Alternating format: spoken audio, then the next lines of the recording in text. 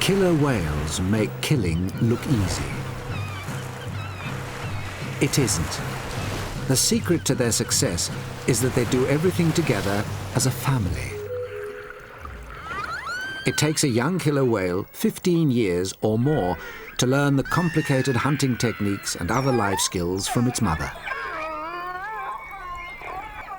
These whales develop as slowly and live as long as us. Thanks to the French scientists who've concentrated on this one family for more than 20 years, we're beginning to understand just how much time and effort the whole family put into teaching their young. This playful little female, Delphine, is already 14. She has one more summer in which to learn to become a killer.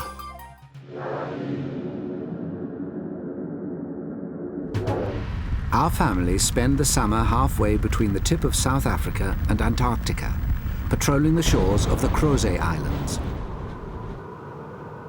This inhospitable no-man's land, nothing more than a few small volcanic outcrops, lies in the path of the roaring 40s.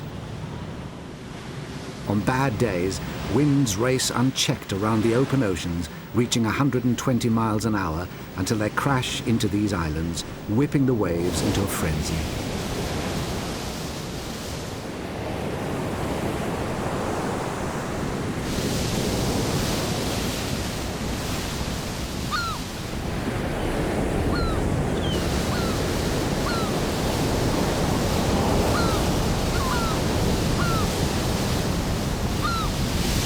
The only respite from this battering is found on a few sheltered beaches, favored by king penguins and elephant seals.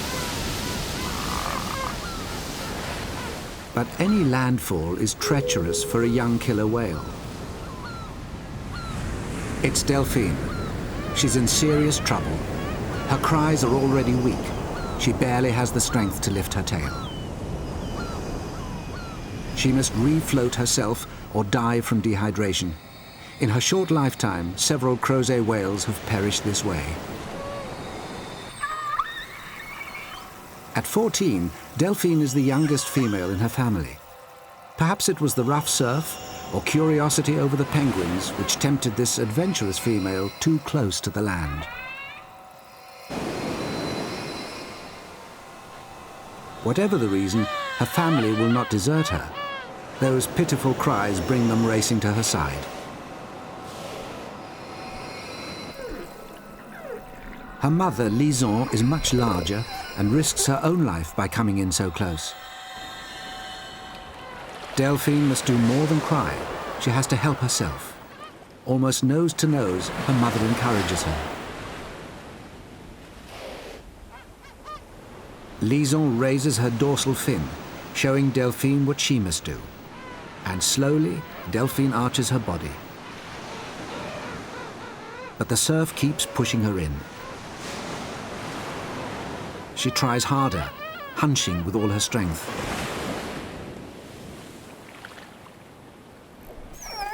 Lison wills her on, and gradually, caterpillar-like, Delphine shuffles forward.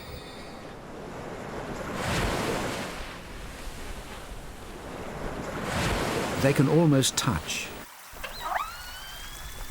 Lison swings her own tail round to join her daughter, side by side, keeping her going.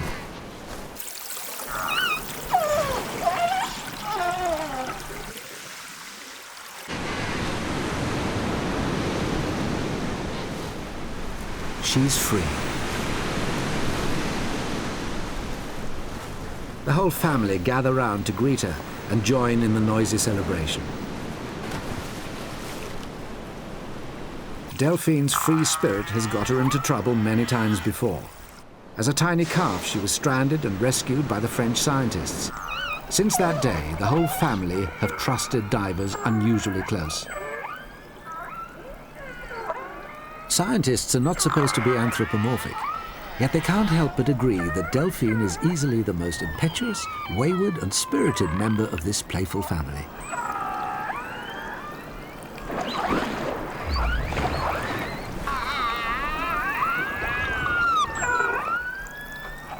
Luckily, her mother is a stabilizing influence. Recognizable by the star pattern on her dorsal fin, Lison is nearing 50, an experienced matriarch and leader.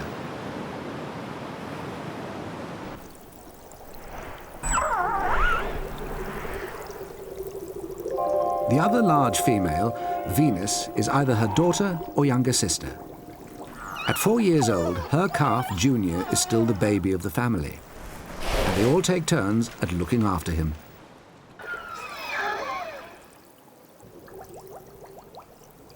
The fifth member of this family group, or pod, is Rodion, recognizable by a dorsal fin that is as tall as a man. He's Lison's eldest son and reached sexual maturity more than a decade ago. In most other mammal societies, sons leave the family to avoid inbreeding, yet 30-year-old Rodion stays with his mother. How Rodion avoids mating with his mother and sister is one of many mysteries which may only be solved by long-term studies such as this.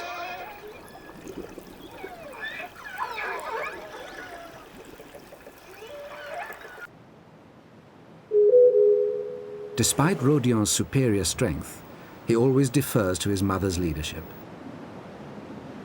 If Lison has a problem child, it's Delphine.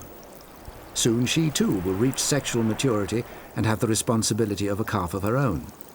Yet there are several crucial life skills which she has not yet mastered. It's high time Delphine knuckled down to school. This excitable youngster has to learn to keep silent and listen.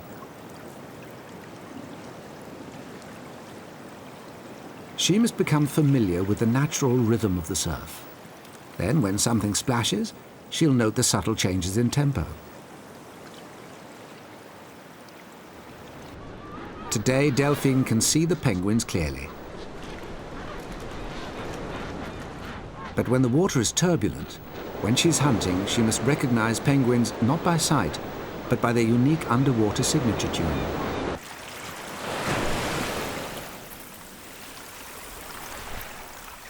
Easily bored, Delphine's already beginning to play.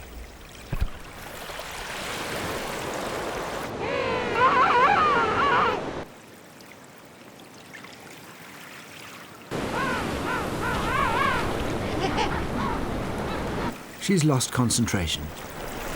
And something important, something she should have been listening for, slips through. The elephant seals are returning to their breeding beach after 8 months at sea. They're the reason several families of killer whales come to the Crozets for the summer. Over the next few months, the seals will keep a wary eye out for the black blades patrolling the shoreline.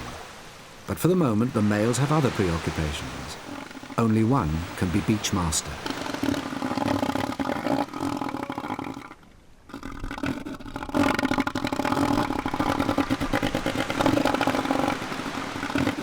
If veteran teeth won't intimidate those young upstarts, then the only way to win the beach is to fight.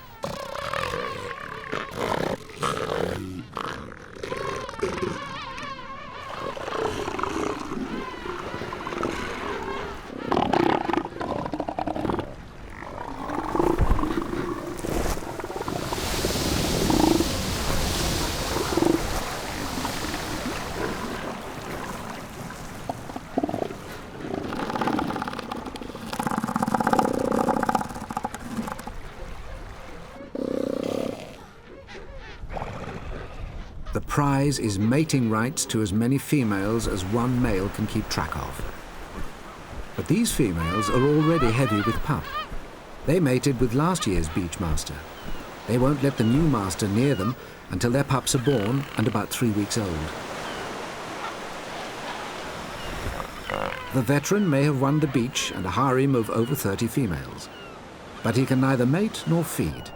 He's forced to play a long, slow waiting game.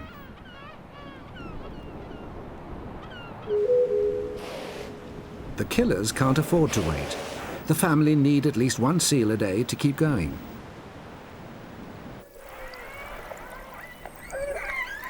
Calling in a dialect that's unique to the Crozet whales, Lison gathers her family together and leads them off to investigate another bay. She spent over 40 years learning every nook and cranny of this coastline. She must pass this knowledge on to her family and leads them on a short cut through the seaweed.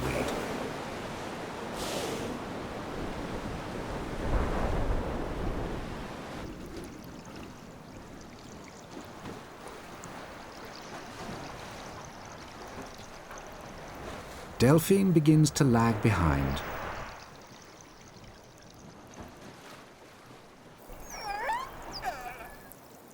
She can't help but be distracted by the gentle sway of the ribboning fronds.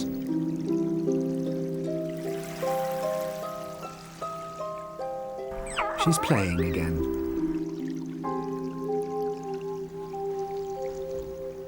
An underwater grotto beckons, and she takes a wrong turn.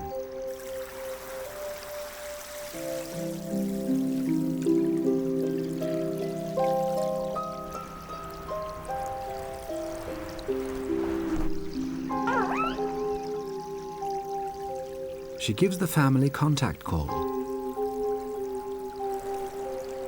There's no reply. Swimming faster to catch up, she finds herself in a thick bed of giant kelp.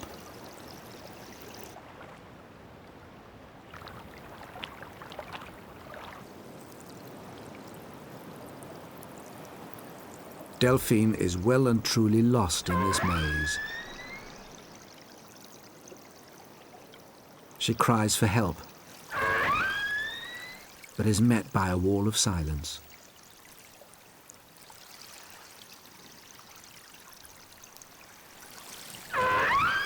For a young killer whale, whose world is normally full of the reassuring sounds of its family, this silence must be similar to being shut in the dark. Delphine cries again, repeating this specific distress call, which will carry, even through the seaweed, for 3 miles or more. But her family were cruising at around 10 miles an hour. They could easily be out of range. They turn as one, so they've heard something. Instinctively, Liaison knows which of her charges is missing.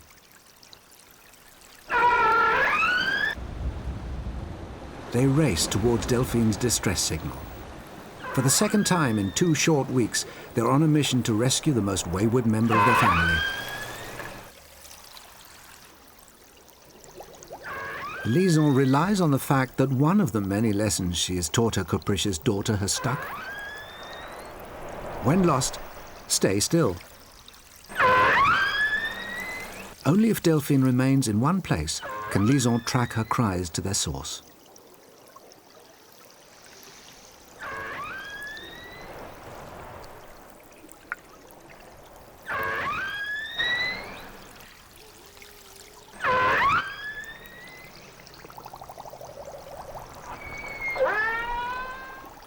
After 2 long hours, they're reunited.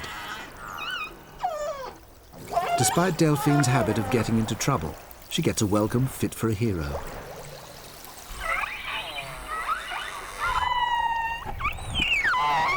These whales are extremely sociable. They'll use any excuse to party.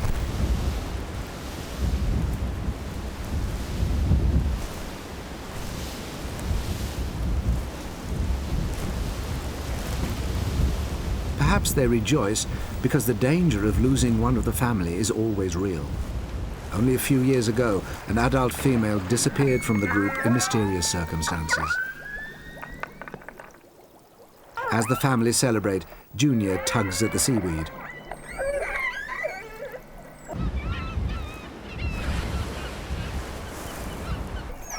The same weed which so nearly trapped his young playmate.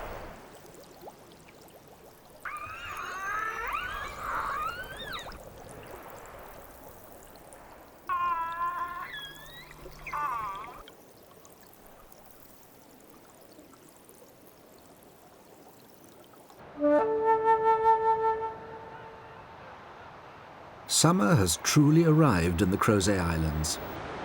But at 10 degrees Celsius, it's as warm as it gets for the sunbathers on this beach.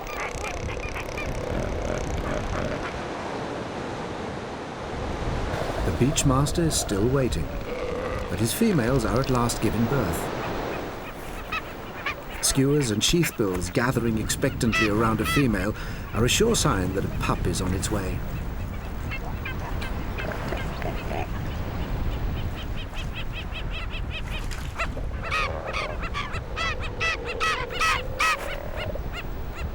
The skewers are tolerated by the weary female, provided they stick to cleaning up.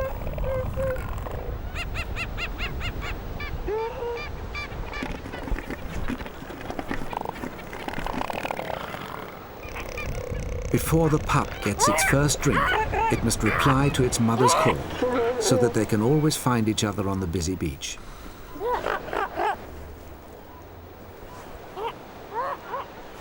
The female's done the hard work, but the male seems the more exhausted.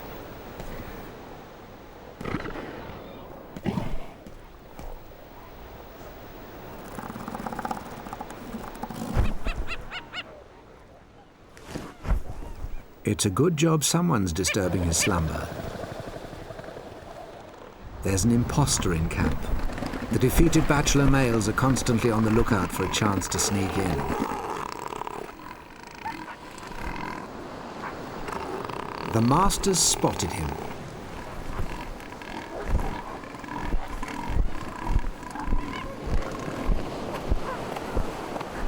Not one, but two intruders to deal with. It's a rare display of energy, and Lison's family is ready just in case. During the breeding season, the adult seals don't feed, but they sometimes use the sea to escape from fights.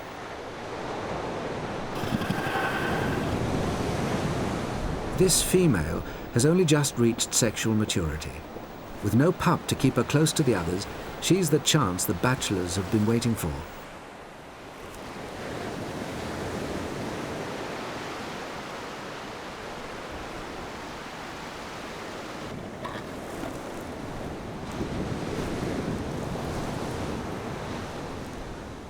The beachmaster wins her, but in his excitement can't wait. Another few seconds and they'd both be clear of the dangerous surf. Lison and Delphine dive under cover. Further out, Rodion and Junior allow themselves to be seen.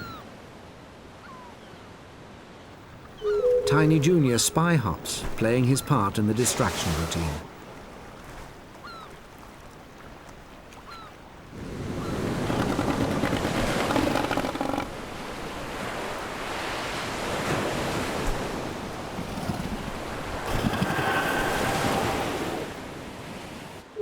The females stalk the seals in silent formation, perfectly hidden until Delphine steals a quick breath.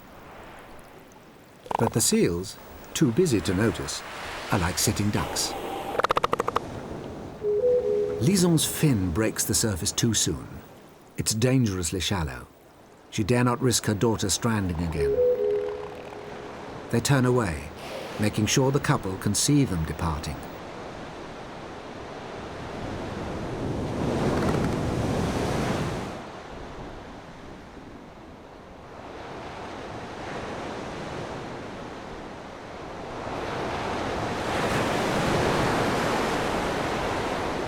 The coast seems clear. Perhaps this inexperienced female chooses the sea to avoid getting caught up in another fight.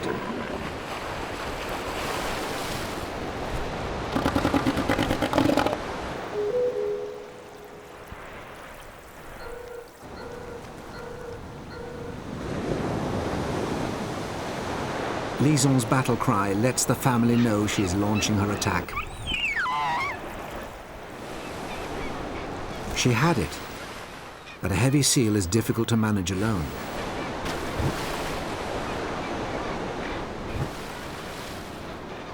She's trying to force the seal out to a depth that's safe for the rest of her family.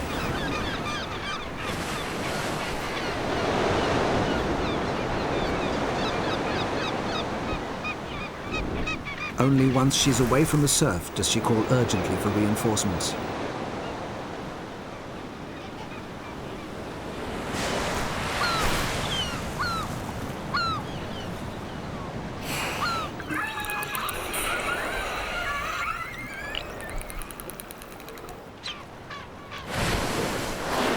Delphine mimics her mother as she tries to stun the seal.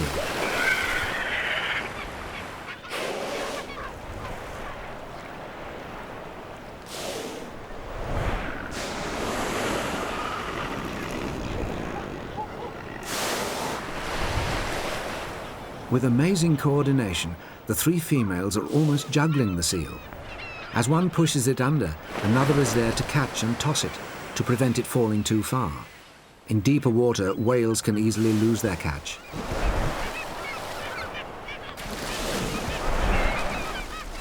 They could probably kill it more quickly, but like a cheetah mother dropping a gazelle for her cubs, they need to give Delphine all the practice they can.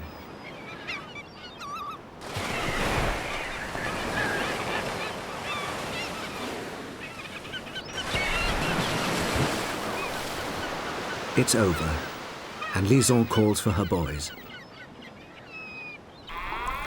Rodion and his mother take turns to hold the carcass so that the other can tear at the flesh.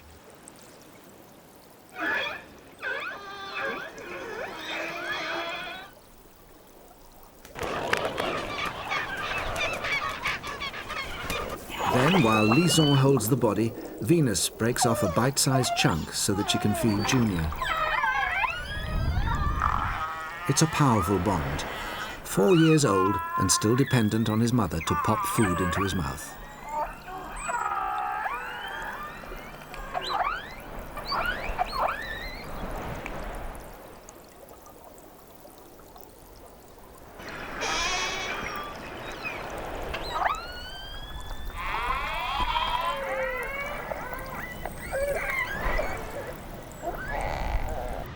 Finally, Delphine is allowed her share.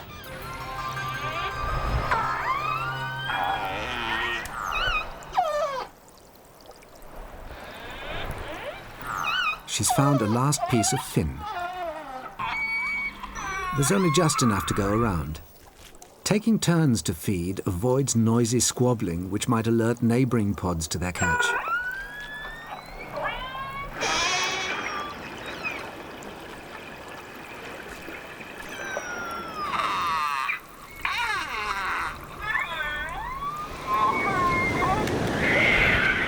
But the quarrelsome giant petrels have no such qualms. Their splashing distracts the ever-curious Delphine. She should be looking for scraps while she can.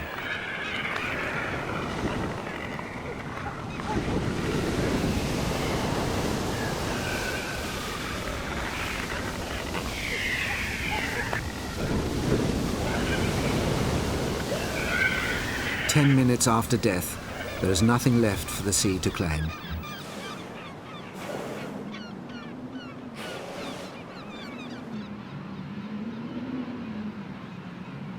Just around the headland, hundreds of king penguins are making landfall after weeks of feeding far out in the open ocean.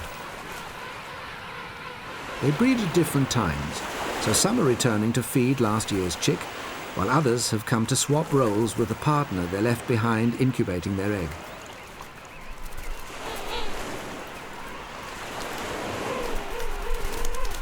After a long separation, finding one's partner might seem like a daunting task, especially when faced with over 20,000 lookalikes.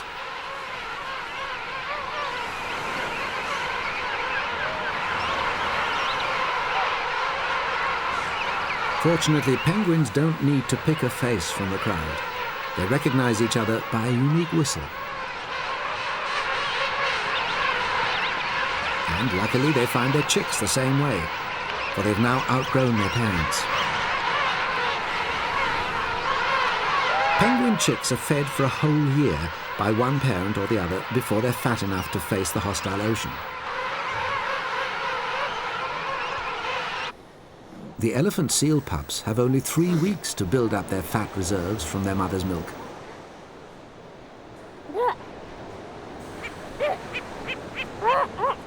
Drinking around 7 litres of milk a day, they've already tripled in size.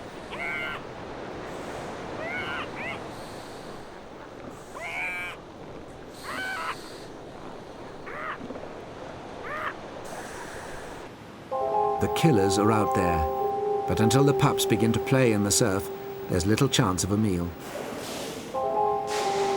As dusk begins to fall, Rodion and the others follow the matriarch to one of her favorite haunts.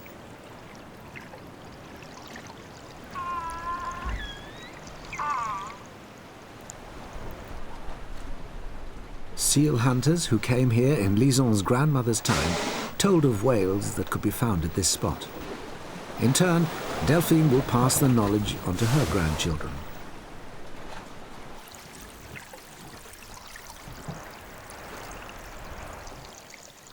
That is, assuming the playful Delphine ever reaches such maturity.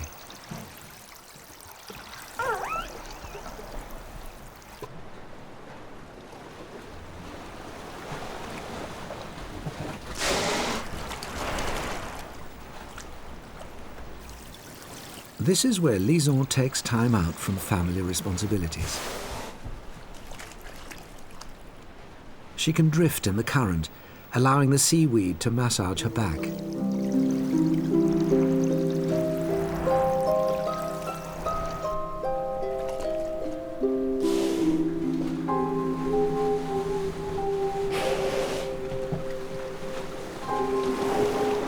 Delphine examines the rock face. She must be careful not to cut her sensitive skin, but a gentle pumice stone-like scrub will help get rid of any itch. But these gestures are purely playful. Everyone who's watched this family is convinced that they come simply to relax and enjoy the sensations.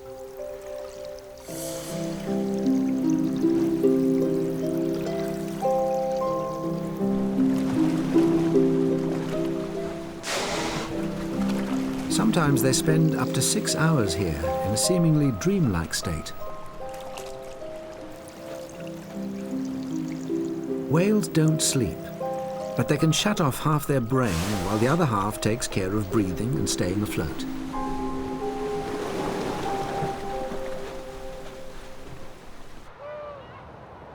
Tonight, while the killers are away relaxing, penguins and seals can safely play and court in the moonlit shallows.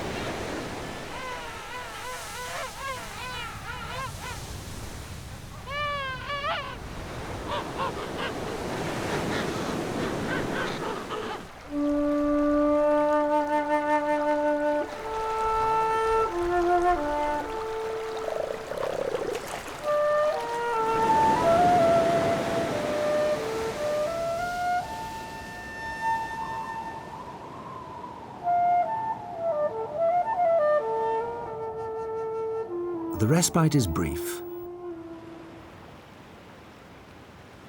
Since dawn, Delphine has been up cruising the same shallows.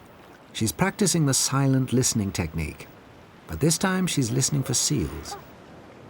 For these adult seals, the starvation period is nearly over. Soon they'll be leaving their pups and heading out to sea.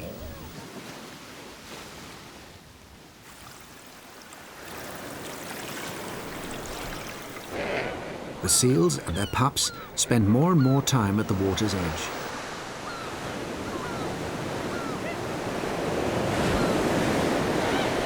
Delphine has to learn to keep her dorsal fin hidden. She positions herself behind the sand step. But since she was stranded, this is the closest Delphine's been to the shore on her own.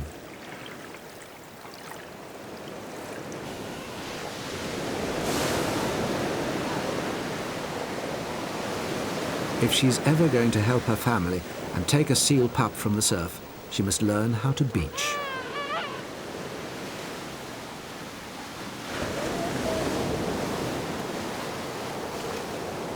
Sensibly, the pup leaves the water. But it would have been okay. The family has other plans for Delphine. Choosing the perfect calm morning, the whole family unite behind Delphine, forcing her closer and closer towards the beach. For Delphine, this must be the toughest lesson of all. There is no escape.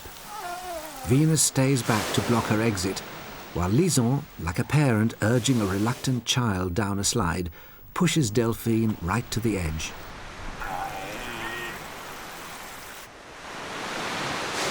She's beached. That was relatively easy. Getting off again is the difficult part. She attempts to struggle free. Lison and Venus close in around her, forcing her to lie still and accept the strange sensation of solid land beneath her body.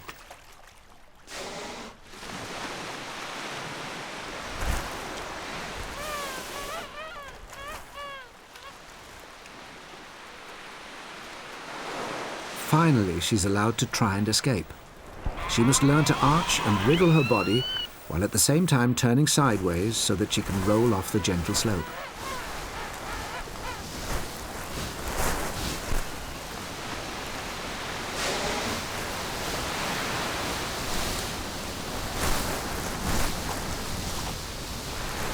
She's off and heads away from shore quickly, just in case Liaison has other plans for her.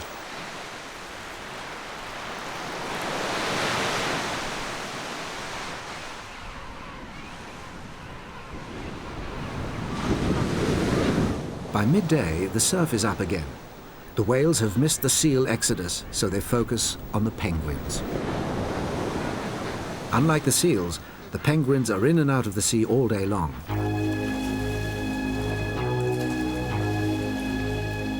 They're agile swimmers, twisting and turning far more easily than the larger whales. Once again, Delphine must master her family's special technique. Porpoising penguins have their own unique beat, and Delphine picks out the tune above the natural rhythm of the sea.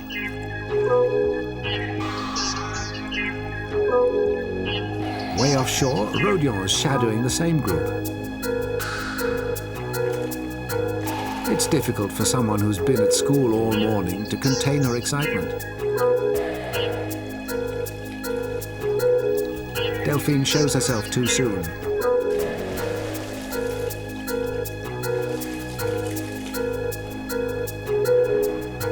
But the boys are ready. They drum the water, blocking the escape to the open sea and creating panic. Penguins race for the rocks, but there aren't enough to go round.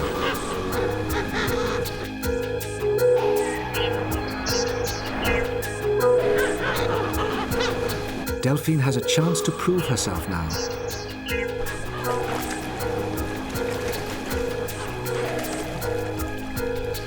But she hovers uncertainly.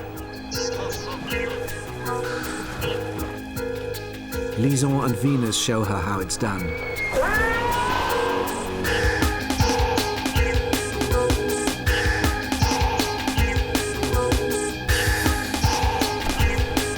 The trick is to focus on one individual and not be distracted by the frenzy.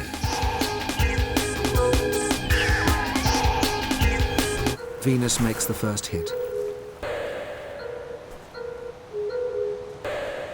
But she doesn't kill the penguin outright, perhaps to give Delphine the chance to strike.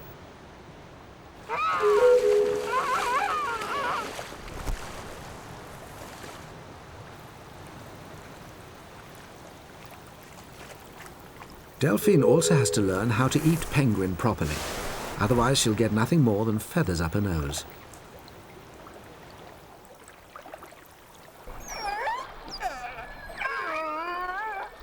The best technique is to squeeze the meat out of the body. It takes a lot of practice to get anything worth having.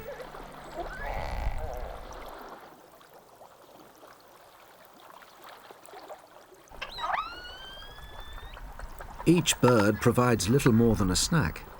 The remains, an empty bag of skin and feathers, fall to the seabed.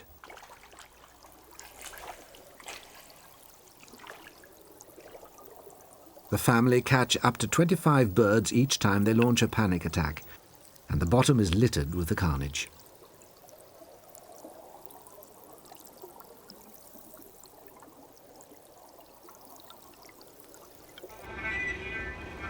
It's the height of summer, yet in this desolate outpost, weather from all 4 seasons can pay a visit on the same day.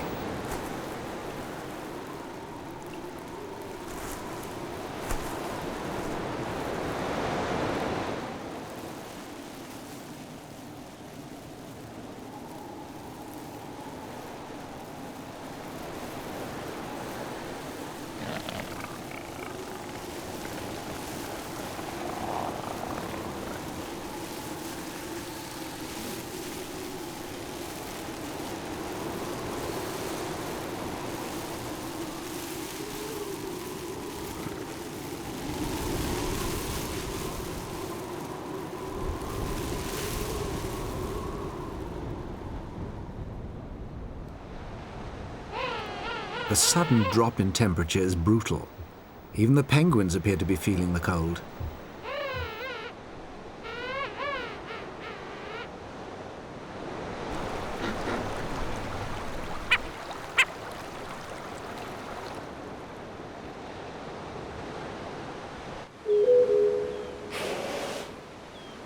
The whales are protected by the more constant temperature of the sea, but their warm breath in the freezing air gives away their position to any watching seals.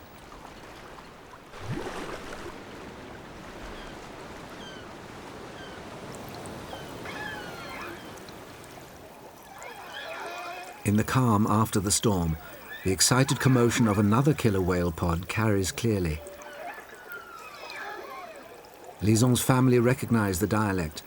They know who is calling, and they probably know why. They waste no time giving chase. Unusually, they're led by Rodion. He can race up to 25 miles an hour. The adult females travel more slowly, keeping Delphine and Junior firmly in their midst.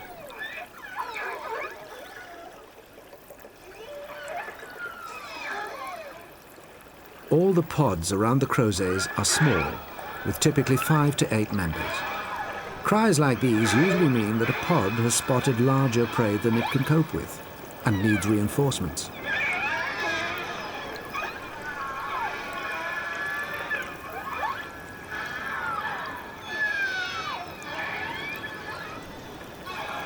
Just ahead of Rodion, a pod of 7 whales is in hunting formation.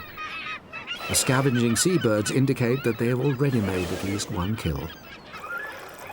They're still calling for help, but Rodion is distracted by something lying in their wake. It's the remains of a Minke whale calf. The other pod must have left it to carry on chasing its mother. Surprisingly, Rodion nuzzles at the carcass. There are no previous records of these efficient predators bothering to scavenge. He's trying to pick it up, perhaps to drag it to the approaching females. It's almost as if he needs his mother's approval.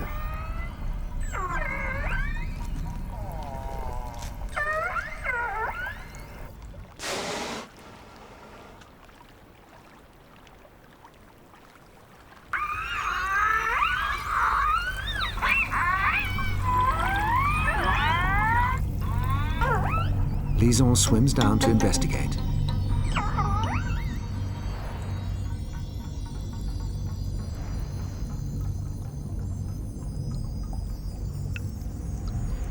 And appears to approve. Recorded on camera for the first time, there is no doubt that our killers are scavenging.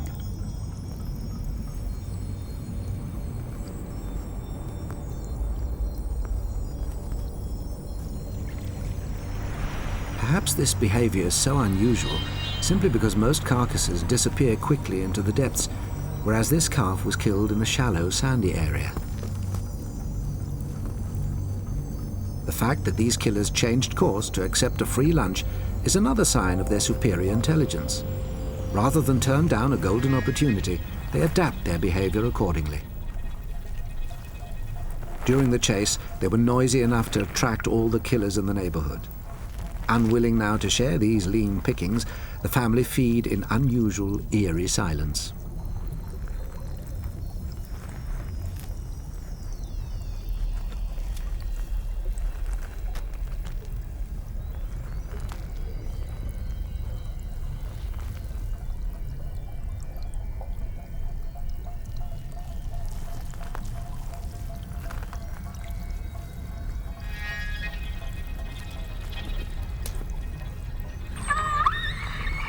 Delphine had to be the one to disturb the peace.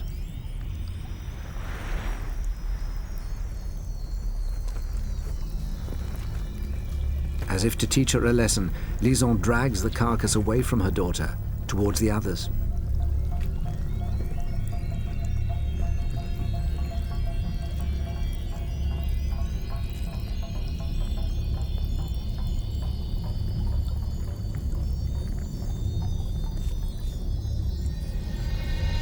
Cautiously, Delphine approaches again.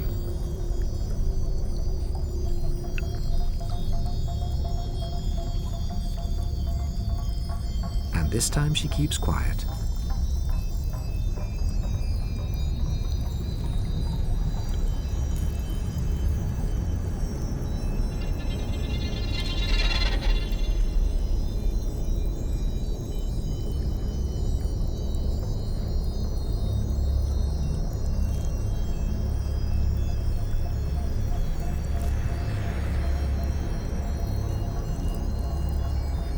It takes the family another half hour to pick the bones clean.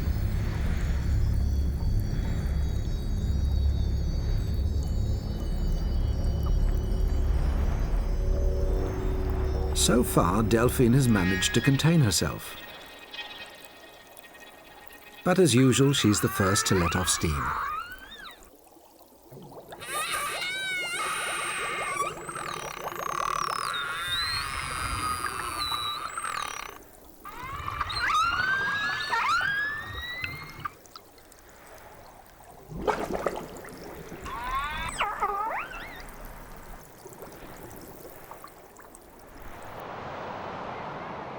Back at the beach, the snow has melted, the adult seals have long gone, and with no parents around to chide them, the youngsters are having fun.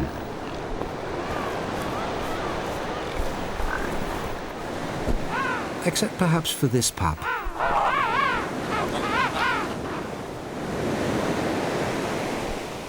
These pups have been left to their own devices while their puppy fat turns into the blubber needed to cope with the cold ocean.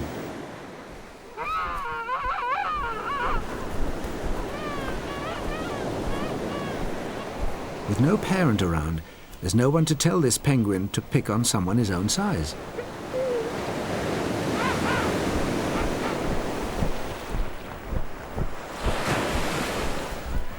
Nor to warn the pup that it's better to face up to pesky penguins than meet the black blades out at sea.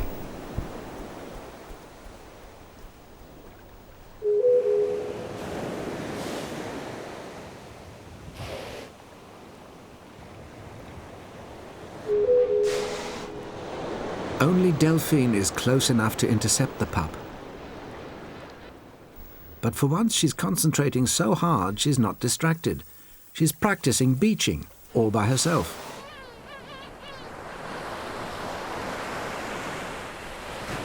Soon the pups will be leaving, and the opportunity to catch one will be lost for another year. Next year, Delphine will be old enough to have her own calf. If she's to pass this difficult technique on, she's got to get it right. On and off.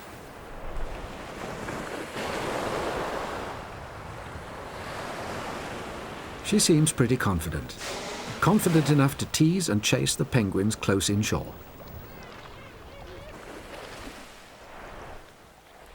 Perhaps in this last summer free from responsibility, Delphine simply enjoys playing the child.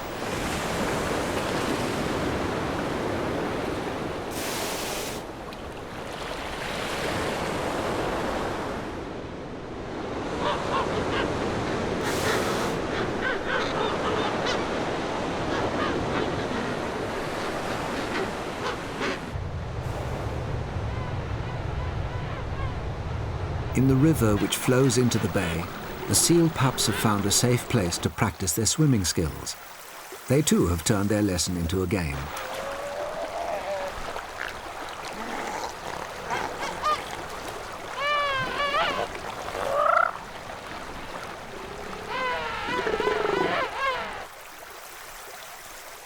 One of their favorite games is to let the current sweep them downstream,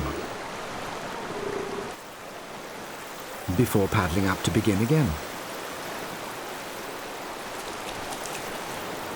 These joy riders have no idea that every year a few of the most daring pups get swept out beyond the point of no return. Lison's seen it all before and has called Delphine into position to listen and wait.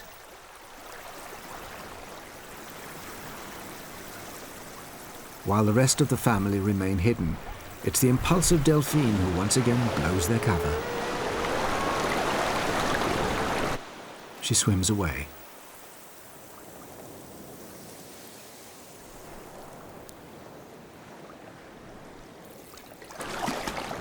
If these pups stay on the beach, they'll starve. Sooner or later, they have to run the gauntlet.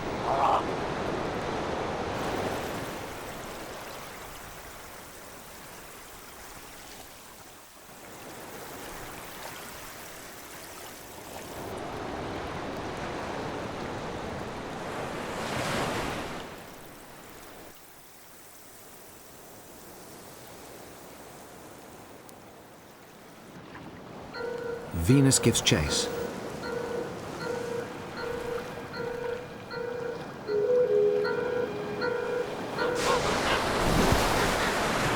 And Liaison closes the trap. The rest of the family are there to help, but there's no sign of Delphine.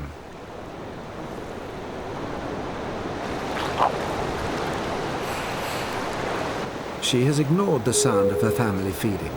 Foolhardy as ever, she's attempting to go it alone.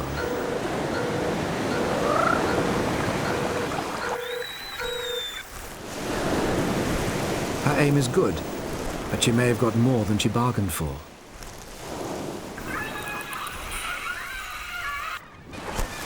She calls for reinforcements.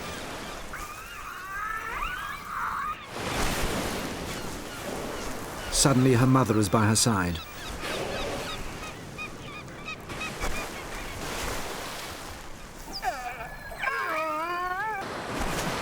Delphine's exaggerated tail thrash says it all.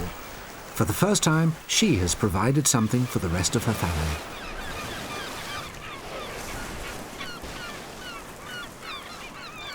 After a long childhood, Delphine has finally become a killer. With her help, the whales will feast well for the next few weeks.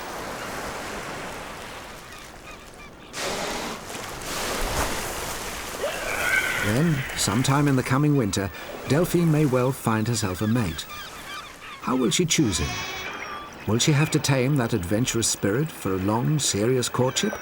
Or do these whales flirt briefly, mate, then part? These are some of the many questions still to be answered. For the only bond which ties the whales to the land is the seals. When they've gone, the whales simply disappear back into their element.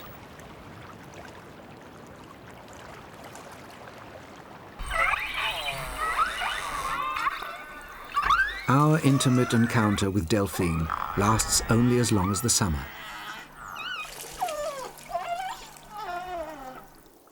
Until they appear around the headland again, we can guess that this close-knit family will keep a careful watch on Delphine.